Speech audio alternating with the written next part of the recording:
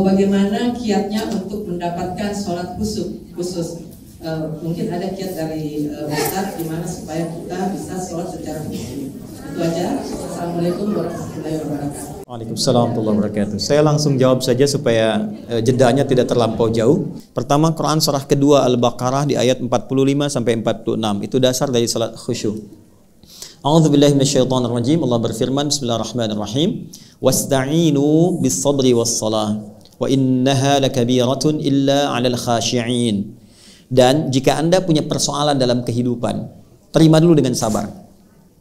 Jadi ini indah sekali kalimatnya. Kata Allah, jika Anda punya persoalan dalam kehidupan, terima dulu dengan sabar. Karena ujian itu diberikan oleh Allah, hakikatnya untuk meningkatkan kualitas hidup, bukan untuk menjadikan kehidupan bermasalah. Indah. La yukallifullahu nafsan illa usaha. Inna ma'al usri. Jadi ketika diuji oleh Allah, terima dulu. Nggak mungkin Allah uji kalau saya nggak sanggup. Yang kedua, pasti selesai. Pasti selesai. Itu secara psikologi menyamankan. Nanti setelah itu, bawa itu dalam sholat, kata Allah. Ternyata salah satu desain sholat itu bukan sekedar menjadi kewajiban untuk pembuktian keimanan kita pada Allah. Sekaligus juga menjadi rahmat Allah untuk mengentaskan semua persoalan kehidupan kita. Karena itu dulu, kalau Nabi mengalami persoalan tertentu, sampai ke ulama-ulama, kalau punya hajat yang khusus di luar sholat fardunya, mereka sholat. Al-Imam Al-Bukhari menulis kitab Sahih Al-Bukhari, 97 topik itu 16 tahun. Setiap akan menulis satu hadis, beliau sholat 2 rakaat. Sholat. Ternyata dalam sholat itu kita curhatkan apa persoalan yang kita bawa. Diungkapkan dalam hati lewat sujud, atau dihadirkan di pikiran ketika mengucapkan iyyaka na'budu wa iyyaka nasta'in. Nah, itu yang dilakukan sunnahnya Nabi dan Rasul. Karena itu semua Nabi, semua Rasul salat. Nabi Musa salat, Quran surah ke-20 ayat 14. Wa aqimis salata lidzikri. Nabi Isa alaihi salam salat. Wa ausani bis salah, Quran surah ke-19 ayat 31 sampai 33. Nabi Zakaria saat memohon kepada Allah keturunan itu sedang salat di mihrab. Quran surah ke-3 Ali Imran ayat 38 sampai 39. Fanadathul malaikatu wa huwa qa'imun yusalli fil mihrab. Nabi Ismail alaihi salam meminta semua keluarganya salat. Quran surah 19 ayat 55. Wa kana ya'muru ahlahu bis salah. Semua salat. Apa kepentingan dari salat itu? Bukan sekedar kewajiban untuk membuktikan keimanan dan pengabdian kita pada Allah, tapi mengentaskan semua persoalan kehidupan kita. Nah, itu hanya akan bisa terjadi kalau salatnya khusyuk. Apa dalil hadisnya? Idza qala al-'abdu, hadis qudsi. Kalau hambaku berkata dalam salatnya, iyyaka na'budu wa iyyaka nasta'in, ya Allah, sekarang aku ibadah hanya kepadamu. Dan engkau tahu sekarang aku punya persoalan. Aku serahkan kepadamu untuk memberikan solusinya. Qala Allah azza wa jalla, kata Nabi, Allah langsung menjawab kalimat itu, hadza baini wa baina 'abdi wa li 'abdi ma sa'al. Ini perjanjian antara aku dengan hambaku. Kalau hambaku khusyuk benar sampai di sini salatnya, baru sampai bacaan iyyaka na'budu, baru sampai bacaan iyyaka na'budu wa iyyaka nasta'in, khusyuk benar salatnya, wa li 'abdi ma sa'al. Apapun yang dia minta, aku akan kabulkan. Itu salah satu rahasia salat dalam Al-Fatihah. Makanya Al-Fatihah menjadi rukun. Nah, pertanyaannya bagaimana salat yang khusyuk itu? Maka jawabannya di ayat 46-nya. Alladzina yadhunnuna annahum mulaqu rabbihim wa annahum ilaihi raji'un. Khusyuk itu, kata Allah, akan terlihat sebelum hamba itu menunaikan salat. Jadi khusyuk dibagi 3 prosesnya, ya. Pra salat, sedang salat, pasca salat. Jadi khusyuk dimulai sebelum salat, akan terlihat ciri orang khusyuk itu. Bagaimana cirinya? Alladzina yadhunnuna annahum mulaqu rabbihim. Orang khusyuk itu saat akan sholat, dia sudah bersiap-siap merasakan akan menghadap kepada Rabbnya. Rabb itu tingkat tertinggi yang memberikan segala dalam berkehidupan. Kebutuhan, perhatian, perawatan, salah dimaafkan, dosa diampuni. Anda punya pimpinan, hierarkinya tertinggi. Ketika akan menghadap pimpinan, tampilannya beda kan? Anda dipanggil presiden, menghadap ke istana. Apakah akan menggunakan pakaian biasa? Tidak. Pasti akan dandan kan, rapi kan. Makanya orang khusyuk itu, kata Al-Quran, akan menghadap Allah, sudah merasakan yang tertinggi yang memberikan segalanya untuk saya. Maka dia siapkan, dari penampilannya pun beda. Quran surah ke-7 Al-A'raf ayat 31. Ya bani Adama khudhu zinatakum 'inda kulli masjid. Hai anak cucu Adam, kalau sudah tiba panggilan dari masjid, Allahu Akbar, kenakan pakaian terbaiknya. Orang khusyuk itu dari pakaiannya kelihatan. Dia siapkan yang paling baik. Tidak harus mewah, yang paling baik, yang paling layak. yang paling nyaman, dia siapkan wangian untuk laki-laki. Ya, dia usahakan mendapatkan yang maksimal dari mulai berpakaian sudah kelihatan. Yang kedua, wa annahum ilaihi raji'un. Yang kedua, dia rasakan sebelum memulai sholat. Sholat itu boleh jadi menjadi yang terakhir dia tunaikan dalam hidupnya. Jadi kalau pengen khusyuk, tips yang kedua, rasakan saat akan sholat. Boleh jadi ini adalah sholat yang terakhir yang akan ditunaikan. Makanya Nabi sebelum sholat sering mengatakan, "Shollu sholatan muwadda." Kata Nabi, sholatlah kalian sekarang seperti sholat perpisahan. Bapak Asep ada di sini? Asep ada? Kalau ada saya ganti ya. Ini pasti nggak ada nih. Cepi ada? Hah? Ada? Nggak ada ya? Baik. Pak Cepi dipanggil Allah, apa artinya? Tinggal kan? Makanya ujungnya wa annahum ilaihi raji'un, ujung 46. Wa annahum ilaihi raji'un. Baik, azan itu artinya apa? Panggilan. Panggilan dari siapa? Allah. Berarti kita semua dipanggil siapa? Tahu kapan kita akan kembali? Tidak, boleh jadi dalam sholat itu kita pulang. Tidak ada yang paling indah kepulangan itu kecuali dalam ketaatan. Dan yang paling indah bukankah saat sujud? Insya Allah. Sujud. Tiba-tiba ya ayyatuhan nafsul mutmainnah. Hilang. Mau begitu? Nanti asar ya, sebentar lagi kan sekarang belum. Sabar ya Bu. Udah. Tenang dulu, pelan-pelan dulu ya. Jadi yang pertama rasakan. Ini sholat yang akan mengantarkan pada kepulangan. Sehingga mengondisikan jiwa kita untuk pasrah kepada Allah. Nah, kemudian setelah itu apa yang dilakukan? Takbir. Perhatikan baik-baik. Saya masuk ke pokoknya. Takbir. Wa rafa'a yadayhi khadwa mankibaihi. Hadis riwayat Muslim, hadis 397 dari Abu Hurairah, sahabat pelakunya Khalad bin Rafi' Az-Zuraiki, diajarkan oleh Nabi, angkat tanganmu sejajar dengan bahumu. Ada yang begini?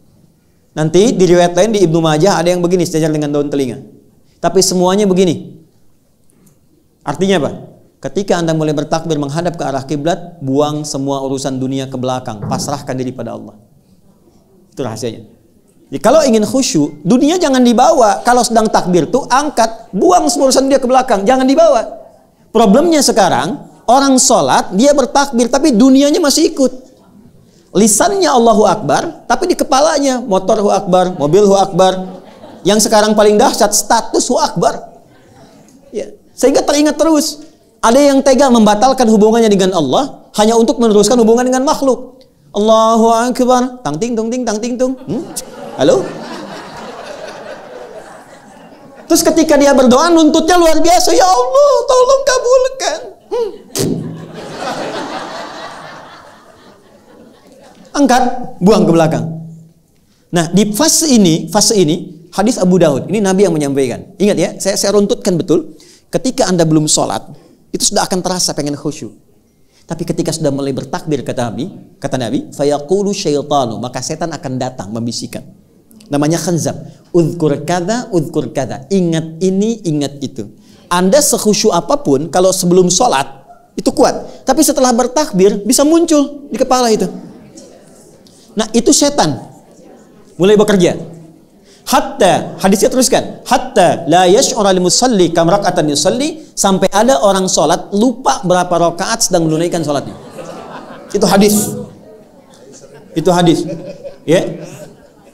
Kalau nggak percaya, nanti sholat asar ketika Anda takbir, bahkan kalimat itu akan diulang.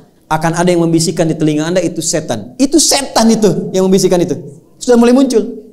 Untuk mencegah itu caranya bagaimana? Pindah ke Quran surah 29 ayat 45. Ini yang tadi saya tuliskan. Saya yakin Anda tengahnya hafal tapi awalnya jarang dibaca, itu problemnya.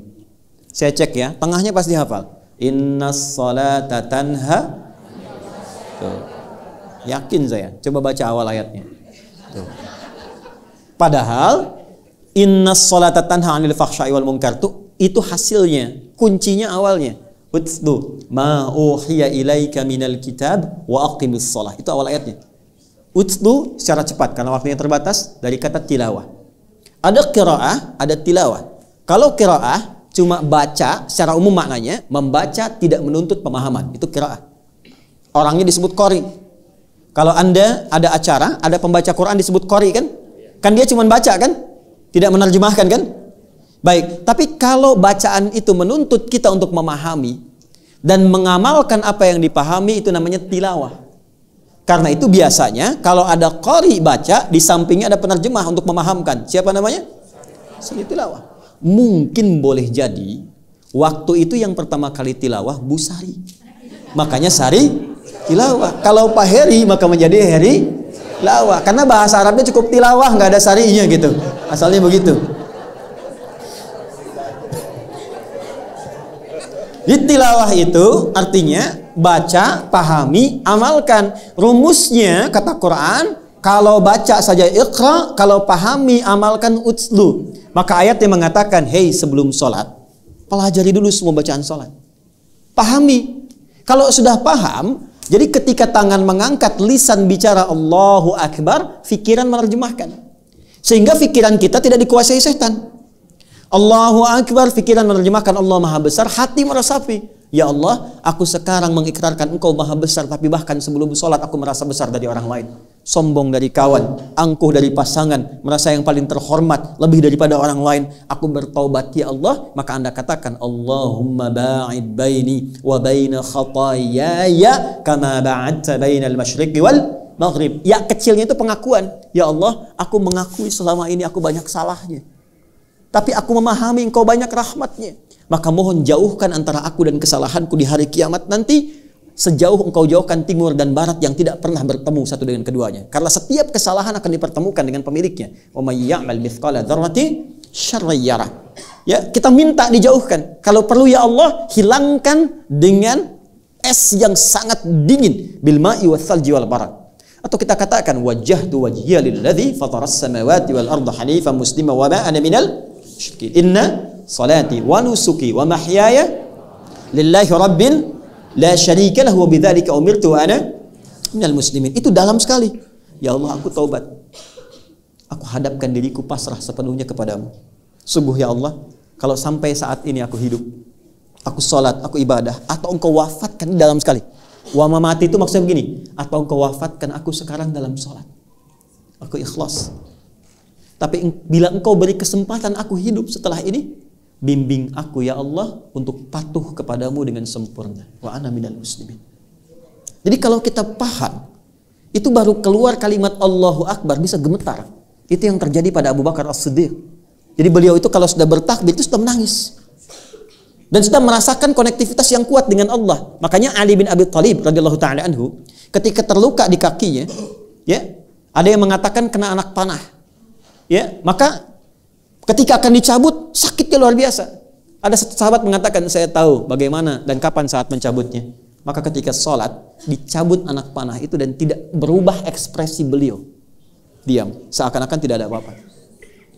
Biasanya kalau level imannya sudah tinggi luar biasa, itu sampai bahasa hatinya pun terkoneksikan dengan arasy yang sangat tinggi. Kisah nyata dari orang-orang soleh. Dulu masih banyak buku-buku tentang orang-orang soleh.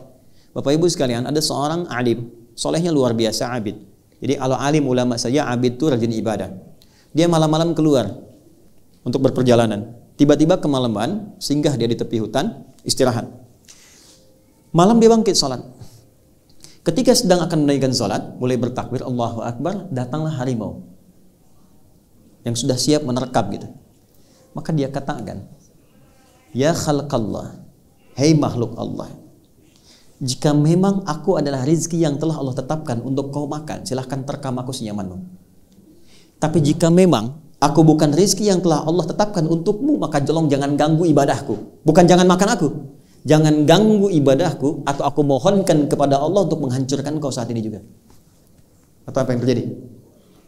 Binatang itu pergi meninggalkannya, langsung pergi begitu saja. Maka dia kemudian melanjutkan ibadahnya. Ketika konektivitas itu tinggi, khusyuk itu mendalam luar biasa, jawaban datang dan kalimat yang disampaikan begitu sangat luar biasa. Walam yakhsha illallah. Nggak ada ketakutan, nggak ada kemapanan kecuali konektivitasnya hanya Allah. Kalau ingin merasakan sampai ke titik itu, nanti malam cek ya. Begitu sholat, ada nyamuk misalnya, nempel. Hei nyamuk, kalau memang ini rezeki yang Allah tetapkan untukmu, sedot yang banyak. Tapi kalau bukan, jangan ganggu tahajud saya, atau saya mohonkan kepada Allah untuk menghukum engkau dan menghancurkan kau saat ini juga. Kalau dia langsung pergi, bagus. Tapi kalau dia betah, nah, tes kembali. Jadi kurang lebih demikian ya Bu ya. Maaf, itu hanya pengantar saja. Nanti kalau mau lengkap harus diturunkan sampai salam Bu. Kan bab sholat itu dari takbir sampai salam, ya kan? Misalnya kalau surat itu apa? Iftitah itu kenapa disebut iftitah? Kenapa setelah iftitah ada Fatihah? Kenapa setelah Fatihah ada surat? Kenapa setelah surat itu pilihannya bisa banyak 114? Apa yang dibaca? Kenapa ruku disebut ruku? Apakah kalau Anda sedang sholat ada makmum ada imam di depan, kalau imam langsung ruku, apakah Anda baca Fatihah dulu atau langsung ruku? Itu banyak babnya. Banyak sekali babnya. Nanti lain waktu kalau ada kesempatannya insya Allah mudah-mudahan kita bisa belajar dengan lebih lengkap ya.